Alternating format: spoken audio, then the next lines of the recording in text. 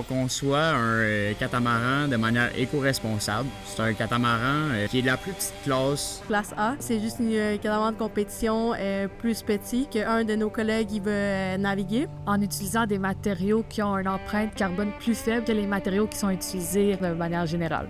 Ce qu'on a réussi à trouver, c'est des matériaux composites qui sont recyclables, donc c'était vraiment intéressant comme trouvaille. Le catamaran de classe A sur foil, donc qui peut déjauger sur l'eau puis voler à une vitesse élevée. Quand je parle de foil, en fait, c'est des petites ailes marines qui vont permettre au bateau de s'élever au-dessus de l'eau, donc de générer de la portance. C'est pas juste un catamaran, on rajoute des ailes en dessous, on fait voler un catamaran, ça rajoute un côté un petit peu plus technique. On joint à la fois un côté environnemental et un côté de performance, donc deux aspects très importants de l'ingénierie.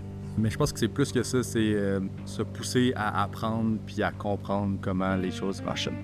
Ça permet de prendre beaucoup de connaissances qu'on a appris à travers les années puis de les appliquer tous ensemble sur un projet concret. C'est un projet d'envergure qui a été une réussite.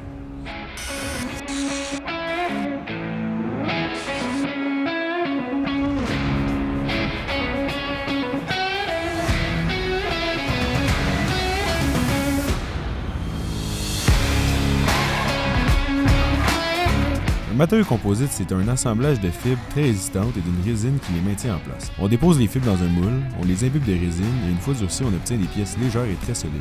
Pour être plus éco-responsable, on utilise la fibre de basalte qui est faite à partir de roches volcaniques fondues et de résine hélium qui est recyclable. Contrairement au carbone et à l'époxy, leur production est moins polluante et les pièces peuvent être recyclées plutôt que jetées. Les foils fonctionnent comme des ailes sous l'eau. Quand le bateau prend de la vitesse, ces ailes génèrent une portance qui soulève la coque. C'est le déjaugeage. Une fois hors de l'eau, la résistance faite par l'eau sous les coques disparaît. Le bateau glisse plus facilement et va plus vite avec la même force de vent, ce qui multiplie les performances du catamaran. Ce qui me rend fier dans le projet, c'est vraiment le côté débrouillardise. Même si rien marchait, on a continué. Peu de monde croyait en nous.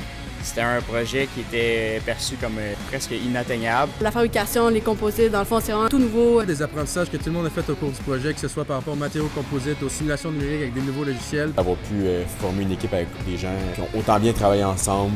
Tout le monde était vraiment bon pour s'entraider puis atteindre les objectifs qu'on s'était fixés. D'avoir fait le projet avec cette équipe-ci parce qu'une équipe de 10, ça amène des défis de gestion et de communication, mais je trouve qu'on a vraiment relevé les défis au large.